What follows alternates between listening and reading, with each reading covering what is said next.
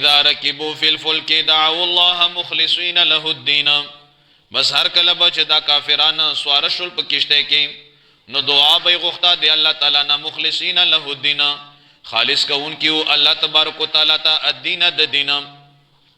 چې کله په دریاب کې چپې راغلي او کشته په تبعه په طرف باندې روانه شو نو تمام کافرانو به توبه وسله په کشته کې او به چې الله مونږ ته یوازې منو مونږ ته سره شریکان نه منو ته رب العالمین ته زمونږ خالق. فلما نجاهم بسر کلا چې نجات ورکړو الله تعالی دوی ته ال البر او چتا اذا هم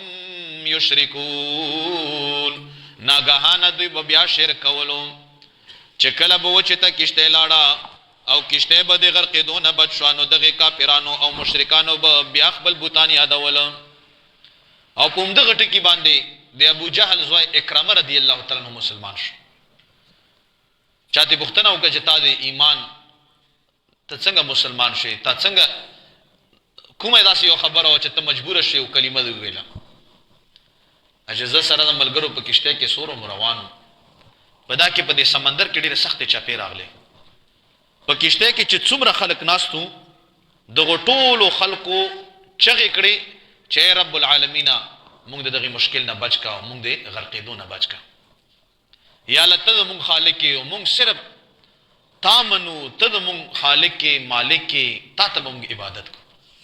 رتا نه غیر به موږ چاته سجدې نه لګو تا نه غیر به موږ د تاسو پتونه چاله نه ورکو.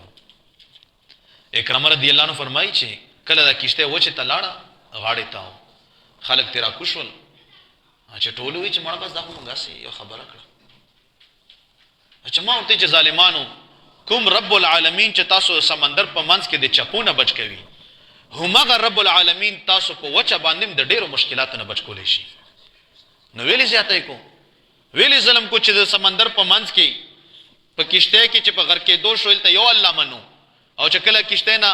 وچه تر واړو نو بیا مغه شرک کو اجازه خدای نه لاړم چرته لاړې د حضور نبی کریم صلی الله علیه وسلم په لاس باندې ایمان راوړ. نو اکرامه سے براغه او نبی پاک علیہ السلام ته فرمایي چې کلمه د شهادت راته وایا زم د تا په دې ملګرو کې شاملېږم. نو نبی پاک علیہ الصلوۃ والسلام مبارک ورته کلمه د شهادت ویلا او حضرت اکرامه رضی الله تعالی عنہ په دایره د اسلام کې داخل شو. بیا به چا ورته وی چې ته د ابو جهل زوی ژړل به چې ماته د ابو جهل زوی ما یم ابو جهل زویم خو نه بیرته یم د خپل پلار نه انکار نکم